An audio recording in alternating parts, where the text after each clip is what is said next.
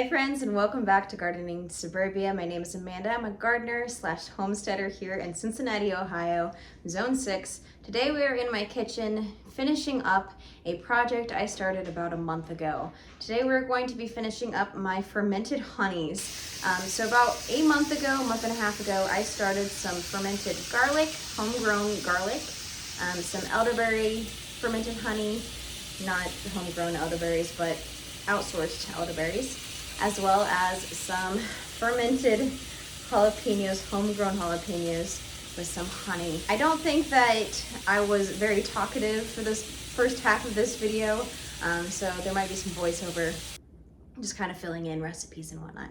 But I will take you back to past Amanda, where we will get these beautiful honey ferments started.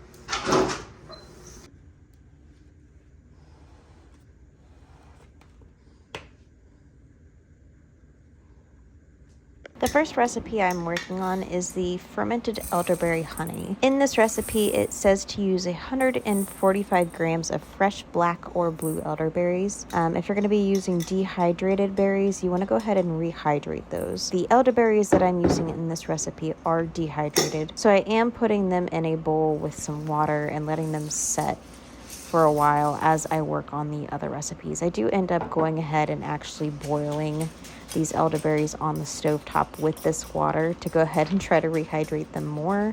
All right, friends, the next recipe that we are working on is the fermented honey garlic. This one is pretty simple. We're gonna actually go into my basement. You see me pick out some beautiful heads of garlic, and as I am working my way through the garlic, I end up finding some pest damage, which I will go ahead and post that video up above.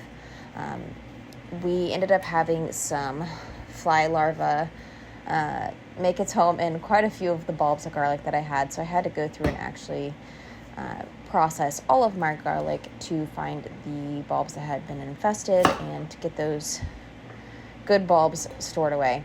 So I found a couple good heads of garlic to go ahead and peel. I will then go ahead and slightly crush those. We need 226 grams or a cup of whole garlic cloves peeled and slightly crushed for this recipe, as well as 340 grams of raw honey. And this needs to be enough honey to go ahead and actually cover those garlic cloves. All of these fermented honeys need to be kept in a cool, dark place with a loose fitting lid. If you put the lid on too tightly, you're going to be causing a buildup of gases inside of that jar, and it could explode on you, and cleaning up the honey would not be fun. I also recommend putting your jars in a Tupperware or another container, just because these honeys can actually kind of siphon out of the jar and spill over with the fermentation process. So if you keep them in a container, it's going to be a lot cleaner for you, especially if you're keeping them in a cupboard like I did. Within 2 to 3 days, you are going to be seeing some gases starting to form in your jars, and that is a good sign. Most of these recipes take anywhere from 2 weeks to about a month. The longer you ferment, the more that the ferment will produce alcohol, making it a tangier ferment. The final recipe that we are making is the fermented jalapeno honey, and I am so excited for this recipe. So for this recipe, we need 5 to 6 jalapeno peppers, which we went ahead and we harvested straight from the garden that day I'm so excited with the jalapeno harvest this year.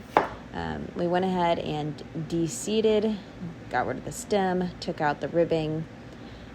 The seeds are what would give it the most heat. So you guys can decide for yourself if you want to keep the seeds in.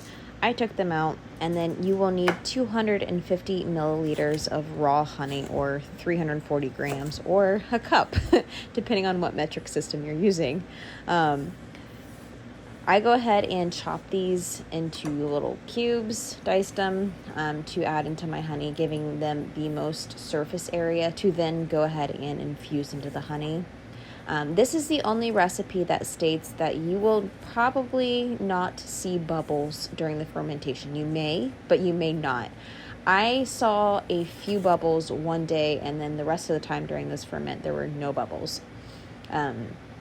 You will see at the end there's an exception to this. The way that you tell when this ferment is finished is that it will become so much more runny. The viscosity of the honey will become looser. That is true of all of these recipes. All of the recipes become much more viscous. They become thinner, runny, whatever adjective you're searching for.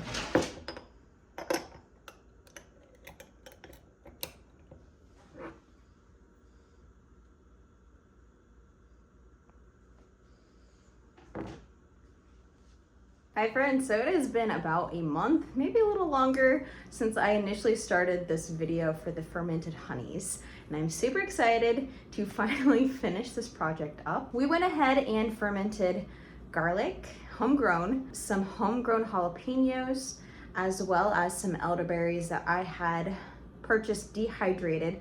I couldn't tell you if they're red, blue, or black. They didn't have any specific information on what type of elderberry they were. So I probably will try to source my elderberries just a little bit differently this next time that I need them. Coming up on cold and flu season, I do want to go ahead and make some more elderberry syrup just because it is super delicious and it is good for knocking back a cold. Or boosting your immunity more so than knocking back a cold. We are going to strain off these beauties back here. I'm going to start with the garlic just because it's chunky and I don't have to worry about it, any of the bits and pieces getting stuck in my strainer. Then we'll move on to the jalapeno and then to the elderberries, which I think are going to be a little bit more difficult. I am going to be very frank and honest. I probably should have done this maybe a week and a half ago, because the longer that you allow your ferments to sit, they tend to gather up more alcohols. So they have a very potent smell right now. These are probably going to be used as, I'm definitely going to be using the jalapeno and the garlic for marinating meats, as well as I had someone suggest on my Instagram to use the honey fermented garlic to make a barbecue sauce, and I thought that sounded really incredible. So I'm going to be doing some research on how to make that. The elderberry honey, I will need to do a little bit more research on how and basically how I'd like to use that. The recipe actually says on the back for the notes to take a spoonful 2 to 3 times per day when you feel sickness coming on to shorten the duration of a cold or flu. So this is a perfect time to get this stuff put away. Honey has indefinite storage as long as it's kept in a cool, dark place. Now, your honey can crystallize if it gets too cold. I am using raw honey, so this honey is actually honey that I got from my friend May, who owns an apiary, and she sells honey during market season. I got a big, beautiful gallon jug of her honey, and it is phenomenal. I absolutely love this stuff. I keep a pint of honey on my counter, and I will take a spoonful in the morning or at night and just kind of coat my throat with it. It's super delicious, good for you. So I did use raw honey, and that is really important when doing fermented honeys to use raw honey. only because they have the wild yeasts and bacteria that actually allow that to ferment. Pasteurized honey, not gonna have that. Let me stop blabbing now and let's go ahead and start straining this stuff off. So like I said, we're gonna start with the garlic. This stuff did siphon out a little bit during the fermentation process. So I did use a little container to catch any of the honey that siphoned out, just because I did not want that all in my cupboard. So that would have been a hot mess. So I'm just gonna use some pint-sized jars. I'm gonna use my funnel to make sure everything goes where it's supposed to, and my little sieve.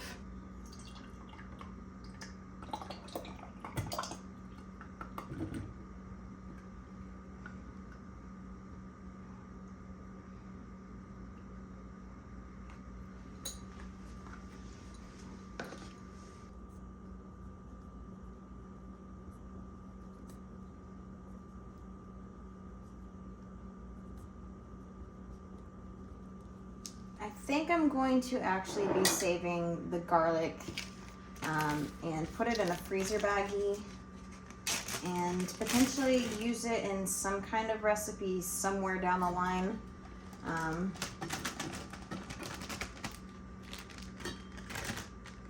Maybe I'll just use it in a marinade or something, or mince it up. I have no idea, but that could be something that's yummy or maybe not. I have no idea.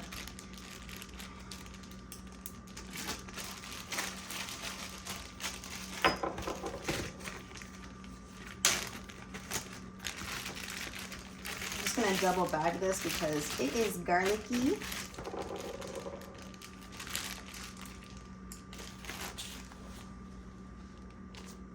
I'm gonna wash this and get this set up for the next batch.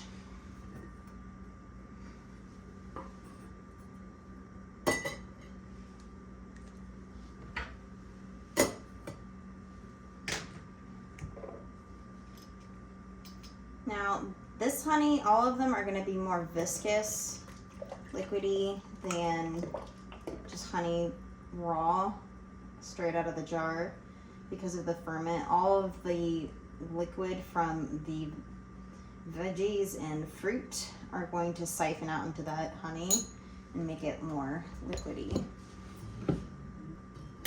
So the jalapenos I'm actually going to toss, or yeah, I'm just gonna toss those. I'm not gonna be saving those. I guess I could try to dehydrate them. They'd probably become more like a candied jalapeno. I think that would be a good option, is putting these on a low heat and like making them a candied jalapeno, because they have that sugar content on them. That is foaming quite a lot. Alright, so I think that this just had a lot of bubbles in it, and so it was just all of the bubbles evaporating at the same time.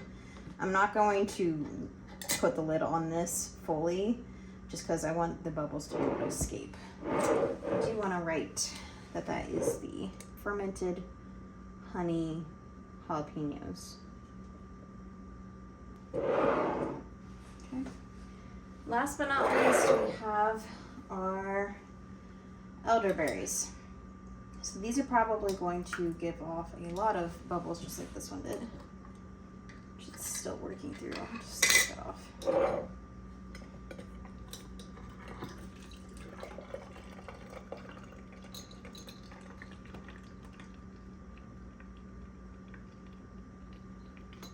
And I may need to like use a spatula to kind of smush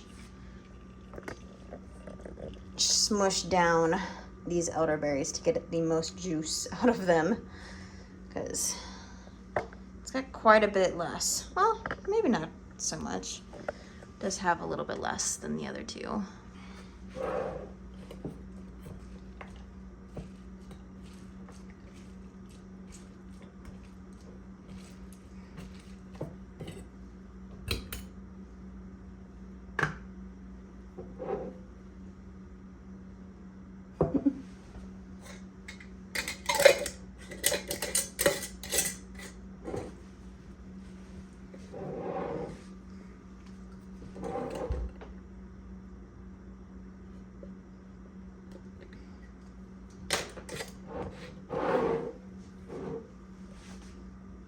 So there we have some beautiful fermented honeys. I hope you guys will give these recipes a try, whether it's just one or the other, or even the other.